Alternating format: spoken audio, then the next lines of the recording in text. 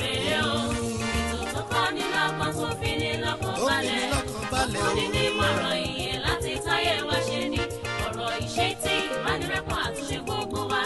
Bàbá wa súnmọ́ látẹnu bàbá Sẹ̀líkà. Sẹ̀líkà Voice of Salvation náà rèé o. Sẹ̀líkà Voice of Salvation náà rèé o. Happy New Day in the name of Jesus. God loves you. God is with you. All you need is to serve Him with all your heart. Cast your trust in Him. Make Him your pillar. Let Him be your guiding angel. And with this, you will success. You will be successful in life. Let me pray for you in the mighty name of Jesus. Today is going to be a day of liberation for you. A day of blessing. A day to rejoice. A day that will make you happy. A day that will give you joy. A day that will make you great. I cover you with the blood of Jesus, and I cover you with the blessing of God. In the mighty name of Jesus, I pray. Amen. Ojúmọ́ ayọ̀ ló mọ́ ẹ lónìí. Ojúmọ́ ire. Àdánù ti kú ònú ayé rẹ. Àrísà ti fi ọ́ sílẹ̀. Àṣàsí kò lè ràn ọ́ mọ́. Ogun ayé ò lágbára lórí rẹ mọ́. Ìbànújẹ́ ti kẹ́rù rẹ̀ nú ayé rẹ. Ẹran ìkórira kì í ṣe tiẹ̀ mọ́. Aṣọ ìyà tá a fi wọ̀ ẹ́ àti bọ́ kúrò lọ́rùn rẹ. Àti dáṣọ ọ̀tun wọ̀ ẹ́. Aṣọ ìyà tá a wá bọ́ kúrò lọ́rùn rẹ. Lórúkọ Jésù àmọ́ ti fi jóná. Àti mú ìpọ́njú kúrò lọ́nà rẹ. Àti sọ ògo rẹ di titun. Àti mú ọmọ ọ̀nà ìyè. Ìyè sì ti jẹ́ tiẹ̀. Láti òní lọ máa jẹ ìgbádùn Ọlọ́run alààyè lọ. Ní orúkọ Jésù ni mo gbàdúrà fún ọ. Àmín. Good morning in mighty name of Jesus. The message of today is tag blessing for the worshippers. Blessing for the worshippers. The covenant of God for the worshippers. And the covenant of God for the worshippers is blessing, not riches. Riches will perish, but the blessing of God will remain solid, and it will turn to generational blessing. And that's why I'm putting it to you right now that you have to dedicate yourself. Give time to worship God. Give time to praise God. Join hands in the house of God to praise God.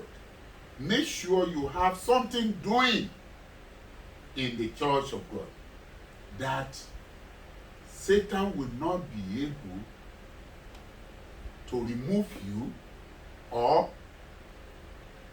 knock you down. Because God has a promise for you. And the promise of God is what I want to analyze to you this morning. If really you obey His call,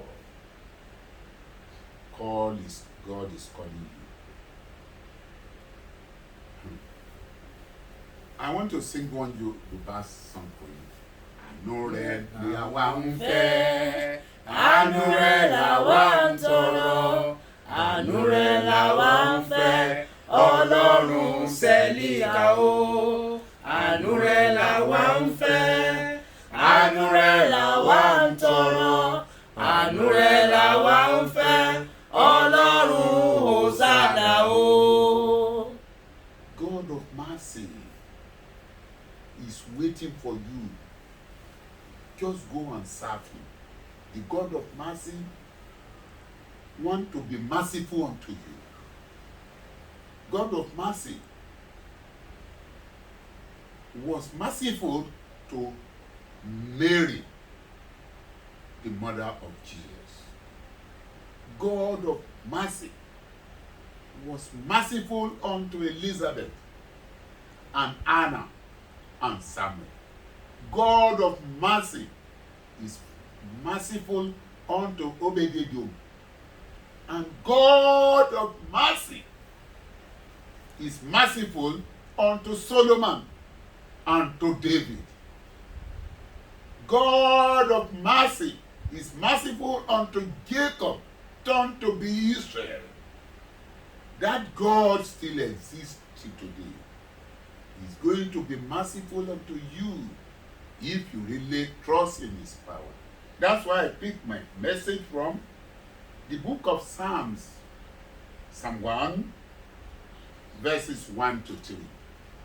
Blessed is the man that Blessed walketh is the man. not in the counsel of the Oh ungodly, my God. nor standeth in the way of sinners, Okay. nor seated in the seat of the scornful. Yes. But his delight is in the law of the Lord, and in the law doeth he meditates day and night. That's worshipper's quality. Yes. And he shall be like a tree Oh. planted by the rivers of water, Oh. that bringeth forth his fruit in the season. Yes. His leaves also shall not wither, and whatsoever he dwelleth shall prosper. Oh, the quality of a worshipper is a man that dwells in the law of God. You dwell in his commandment. That's the quality of a good worshiper.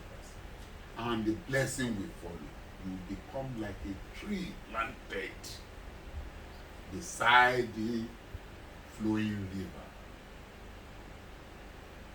That every season, every moment, will always bear fruits. And it will be an everlasting one. No amount of dryness or weather can destroy it.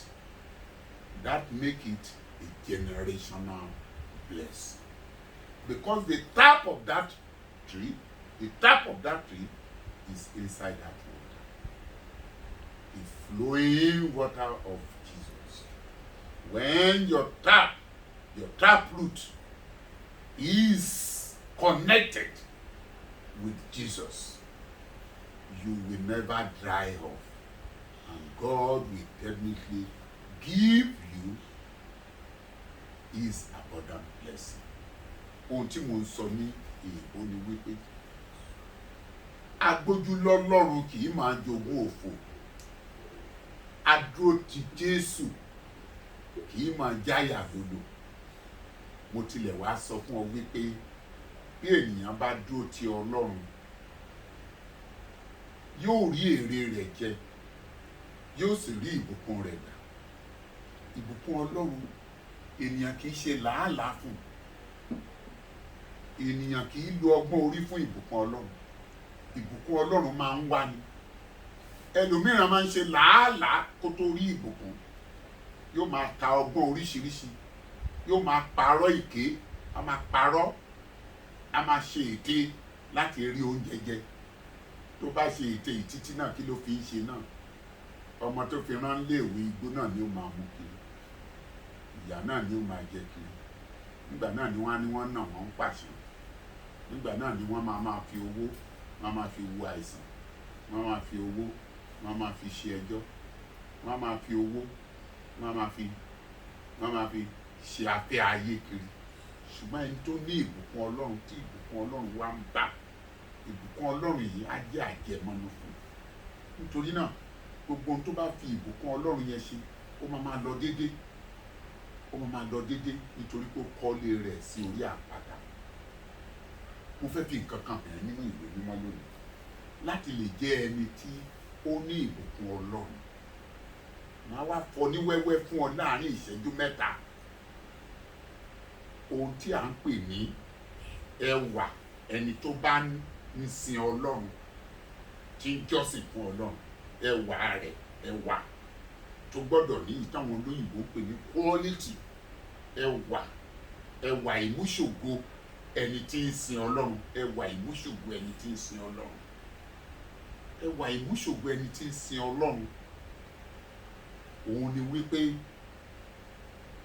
yóò dúró gbọ̀nyìngbọ̀nyìn nínú ìgbàgbọ́, yóò mọ̀ wípé Ọlọ́run nìkan ló lè ṣe. Ẹwà ìmúṣògo ẹni tí ń sin Ọlọ́run, tí ń jọ́sìn fún Ọlọ́run lótìtọ́ àti lódodo, òun ni wípé yóò pa òfin Ọlọ́run mọ́. Kò ní jẹ́ oníjàgídíjàgan, kò ní jẹ́ ìkà ènìyàn, kò ní jẹ́ àwọn tí ń tẹnu bọlẹ̀ kiri, àwọn atẹnubọlẹ̀ kiri. Wọ́n ti tẹnubọlẹ̀ títí wọ́n ti sọ̀rọ̀ ẹnu wọn ti papò, ẹnu wọn ò lè bọ́ sí ipò mọ́, ó ti papò nítorí ìsọ̀rọ̀ ìgbọ́rọ̀ kiri. Mi sọ ẹni tó ṣàìsàn kọ́ ni mo ń sọ yìí o, èèyàn lè ní stroke, ìyẹn kọ́ ni mo ń sọ. Ṣùgbọ́n àwọn tí ń ṣe èké kiri, ẹ rí i pé ẹsẹ̀ wọn máa ń gbẹ ńlẹ̀ ni, ètè wọn á sì máa gbẹ. Pàápàá wọn ì ní ìfọ̀kànbalẹ̀. Ẹni ṣàìsàn àgbà kó ṣàìsàn ni, ẹnikẹ́ni ló lè ṣàìsàn. Ṣùgbọ́n ẹni tó bá ń ṣe fééfé nínú ìwà ìkà, a máa lọ kiri láti ilé kan sí kejì. Ẹ wá mọ nǹkan táwọn míì máa tiẹ̀ fi tẹlifóònù tí wọ́n ṣe. Kí ló ṣẹlẹ̀ nínú ìjọ lónìí? Ṣé bó ti kú ònú ìjọ yẹn kí ló tún ń béèrè nípa ìjọ oníjọ fún? Kí ni wọ́n ń pè é nípa ìjọ tán tí tó ti kú o? Olóò lọ ibẹ̀ mọ́. Kí ló wá tún ń béèrè nípa ẹ̀? Kí náà sọ lénìí? Ó fi hàn wípé òpònú ni ẹ́. O ti kú òun bí iṣẹ́ kan, kí ló ń wádìí ibi iṣẹ́ yẹn kiri? Nígbà tèmi fi tí Ọlọ́run pè mí tó ní kí n gbé àgbélébù Celical Church of Christ. Àwọn oníwèé ìròyìn wá bá mi nípa Celestial. Kí ni mo mọ̀ nípa Celestial? Àwọn oníkan lọ sí Kétu nítorí pé Ọlọ́run tó ti darí mi lọ sí ibòmíràn. Mi ṣe máa sọ nípa Celestial fáwọn èèyàn, tàbí kí n máa gbé fóònù kí n máa fi béèrè nípa Celestial nípa èèyàn. Rárá, mi ṣe máa sọ nípa Anglican tí mo ti tán bí mi sí, mi ṣe máa sọ nípa Kérúbù tí mo ti lọ rí. Kí ni mo fẹ́ máa sọ? Ohun tí mo lè máa sọ nípa Kérúbù tí mo lọ, tàbí Anglican tí mo lọ, tàbí Celestial tí mo lọ, ni ògo tó wà nínú rẹ̀, ẹwà tó wà nínú Celestial ni màá máa sọ. Nígbà tí Papa Ọ̀ṣọ́fà wà láyé, báyìí ni iṣẹ́ àmì iṣẹ́ ìyanu ṣe ṣe. Ní ìgbà tí Joseph Ayọ̀ Babalọ́lá wà láyé, báyìí ní iṣẹ́ àmì iṣẹ́ ìyanu ṣe ṣe. Ní ìgbà tí Mósè Orímọládé Túnọláṣe wà láyé, báyìí ní iṣẹ́ àmì iṣẹ́ ìyanu ṣe ṣe. Nígbà tí mo wà l'Anglican, àwọn orin mo sùn mọ́ Ọlọ́run, mo sùn mọ́ ọ bó tilẹ̀ ṣe ìpọ́njú, àwọn nǹkan tó mú mi lára dá nìyí. Ṣùgbọ́n ìwọ kò ní ìjọ kan, o tún yìí ń wádìí ìjọ yẹn wò. O kò níbi iṣẹ́ kan, o tún ń wádìí ibi iṣẹ́ yẹn wò. Dájúdájú ọ̀kánjú àní ẹ́. Wọ́n máa ń mọ̀, Ọlọ́run máa mọ̀ tiẹ̀ jáde kó ń bí iṣẹ́ yẹn ni. Ọlọ́run máa mọ̀ tiẹ̀ kó jáde nínú ìjọ yẹn ni. Ọlọ́run máa mọ̀ ti mọ̀ wípé o ti ń mú àwọn èèyàn ní ìgbèkùn, o sì ti ń fi àwọn àti ìwọ ọwọ́ rẹ gbé àwọn èèyàn jáde kó nínú ìjọ. Ọlọ́run náà tó amúwọ náà kó bẹ̀. Olúwa mọ̀ wípé o ti ń fi ọwọ́ rẹ competition fún àwọn ènìyàn níbi iṣẹ́ rẹ. Ọlọ́run wá mú ọ kó níbi iṣẹ́ yẹn, ó mú ọ kó níbi ayọ̀ rẹ. Òun ló fà á tó fi ń wádìí ibi tó ti kú, tó sì ń sọ̀rọ̀ ibi tó ti kú láìda. Mo rọ ìwọ olùjọ́sìn, mo ń fi àwọn àpẹẹrẹ wọ̀nyí fún ọ.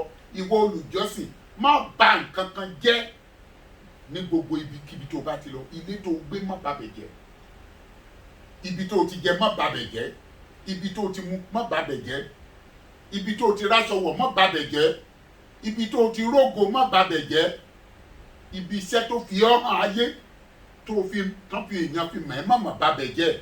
Gbogbo ibikíbi tí wọ́n ti ṣe ẹ́ lóore má bà bẹ̀ jẹ́, kí ọ̀rọ̀ rẹ, kí ìbùkún yìí kó bá lè jẹ́ tiẹ̀. Ìbùkún olùjọ́sìn. Ẹ jẹ́ ká gbọ́ ìbùkún olùjọ́sìn nínú ìwé Psalm 1 láti ẹsẹ̀ ìkíní títí di ẹsẹ̀ kẹta kí ló ti wí. Ìbùkún ni fún ọkùnrin náà gbọ́ tí kò rìn ní ìmọ̀ àwọn èèyàn tí kò rìn ní ìmọ̀ àwọn èèyàn búburú, ìwọ̀ burúkú tí ń gbé ẹja tó wà nínú odò, àwọn ẹni rere tó wà nínú ilé iṣẹ́, àwọn tó wà nínú ìjọsìn, ilé ìjọsìn, tí ń fà wọ́n tu, tí ń já wọ́n sọnù, tí ń dà wọ́n sọnù, tó ń wá ń ṣe bí ọba ń bẹ̀. Má mà dàbí wọn. Tí kò dúró ní ọ̀nà àwọn ẹlẹ́ṣẹ̀. Má dúró lọ́nà àwọn ẹlẹ́ṣẹ̀. àti tí kò sì jókòó ní ibùjókòó àwọn ẹlẹ́gàn. àwọn eléyìí ni olùjọ́sìn. ẹwà olùjọ́sìn ni àwọn tí bá mi bẹ̀rẹ̀ láti ẹsẹ̀ kìíní yẹn kí n láyé wọn dáadáa. ìbùkún ni fún ọkùnrin náà. ọkùnrin náà ta ni ọkùnrin náà. tí kò rìn ní ìmọ̀ àwọn ènìyàn búburú. ẹwà Ọlọ́run ní pé ò gbọ́dọ̀ rìn ní ìmọ̀ àwọn ènìyàn búburú. tí kò dúró ní ọ̀nà àwọn ẹlẹ́ṣẹ̀. ẹwà Ọlọ́run fún olùjọ́sìn ní pé kò gbọ́dọ̀ dúró ní ọ̀nà àwọn ẹlẹ́ṣẹ̀. àti tí kò sì jókòó ní ibùjókòó ẹwà àwọn Ọlọ́run ẹlẹ́gàn. ni àwọn olùjọ́sìn tí ò jókòó ní ibùjókòó àwọn ẹlẹ́gàn. ẹwà Ọlọ́run nìyẹn kí wàá lè rí ẹ. ṣùgbọ́n dídùn inú rẹ̀ wà ní òfin Olúwa. ooo àti inú òfin rẹ̀. olùjọ́sìn yóò fi ọkàn rẹ̀ máa sin Ọlọ́run.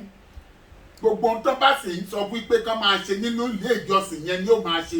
tán bá ní kó ṣe nílé iṣẹ́ yẹn ló máa ṣe tọkàntọkàn ló máa dúró tí ò ní jẹ́ kí ilé iṣẹ́ ṣubú tí ò ní jẹ́ kí ìjọ Ọlọ́run ṣubú.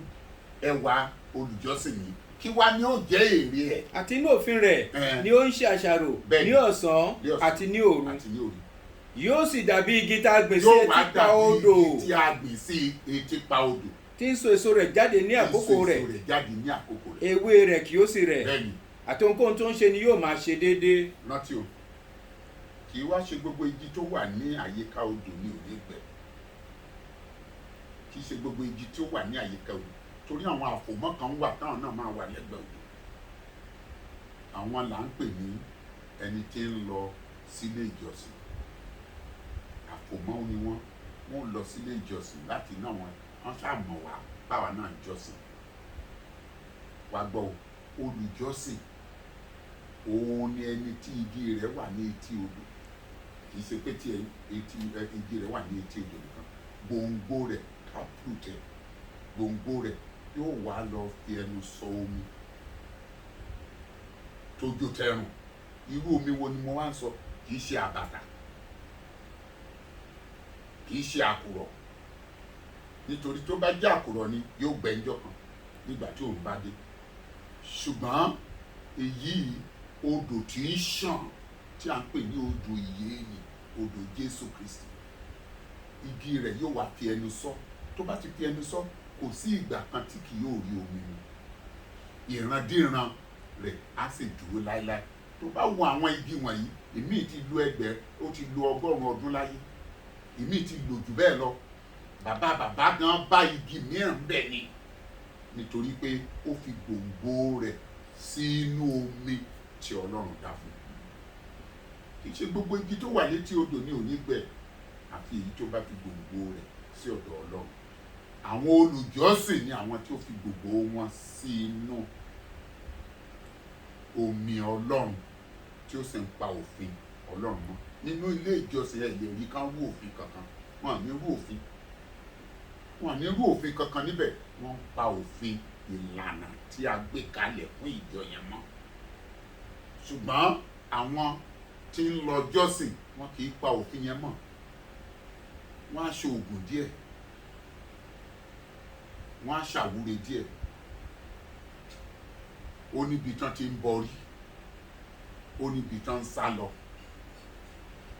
ṣọ́ọ̀ṣì kan ò dúró wọ́n máa lọ kiri bí ọ̀rọ̀ ni.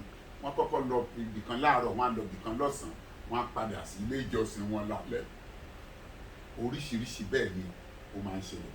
bẹ́ẹ̀ náà ni ibi iṣẹ́ bá a ṣe rí níbi iṣẹ́ náà nìyẹn náà. nítorí náà ta la wá fẹ́ pè ọ́? irú orúkọ wo la fẹ́ pè ọ́? irú ẹwà wo la fẹ́ fún ọ? irú èrè wo lo fẹ́ jẹ?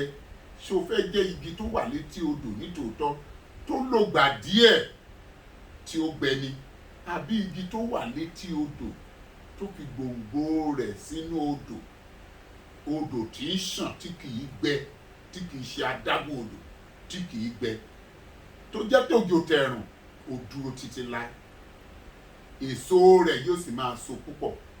èyí la pè ọ́ sí ìpè náà la pè ọ́ sí. ṣé o ti ṣetán fún àdúrà? tẹ́wọ́ fún àdúrà sí Ọlọ́run bàbá sí Ọlọ́run ọmọ sí Ọlọ́run ẹ̀mí mímọ́. ìpè ọlá ìpè ọlà ìpè ògo ìpè ẹwà fi jogún fún gbogbo olùgbọ́ ọ̀rọ̀ yìí. ṣe wá ní olùjọ́sìn òtítọ́ àti òdodo ní orúkọ Jésù, nítorí wọ́n ti wá gbọ́rọ̀ rẹ tí wọ́n sì ti páyà tí wọ́n fẹ́ ṣe tiẹ̀. Olúwa, mo pè yín ní orúkọ Jésù ní wákàtí ọ̀wọ̀ yìí. Ẹ ṣe wọ́n bí igi tó wà ní etí pa odò, tí ó fi gbòǹgbò rẹ̀ sínú odò tí ń ṣàn, tí ó sì ń so èso rẹ̀ jáde ní àkókò rẹ̀, tí ewé rẹ̀ kì yóò sì rẹ̀ títí láé. Fi ìbùkún rẹ fún wọn, fi ìyanu rẹ hàn fún wọn. Má jẹ́ kí ìgbà ọ̀dá kó mú wọn. Bàbá, òtútù má jẹ́ kó mú wọn nígbà òjò, ooru má jẹ́ ó mú wọn nígbà òòrùn. Jẹ́ kí ayọ̀ ìgbàlà kó wá wọn rí. Oòrùn má jẹ́ ó ba ògo wọn jẹ́, òṣùpá má jẹ́ ó ba ògo wọn jẹ́. Jẹ́ kí oòrùn kó jẹ́ ohun tí ó máa jẹ́ ògo àti ohun ìmúṣògo fún wọn. Jẹ́ kí òṣùpá máa jẹ́ ìmọ́lẹ̀ fún wọn tí ó sì máa tọ́ wọn sọ́nà. Ìràwọ̀ wọn má jẹ́ ó wọ̀ lókùnkùn. Súre ayọ̀ fún wọn kí àánú kó wá wọn rí. Ní orúkọ Jésù ni mo gbàdúrà. Àmín. In the mighty name of Jesus, I pray for you that you will become a tree that planted beside a flowing river. What type of river? A river that has source. Your source of river will be Jesus in mighty name. And your tree will bear fruit. The sun will not dry you off. The rain of winters will not make you fall. And the sun will give you brightness, and the moon will give you light in the night. Your star will not perish. All your heart desire will be granted to you. In Jesus' name, I pray.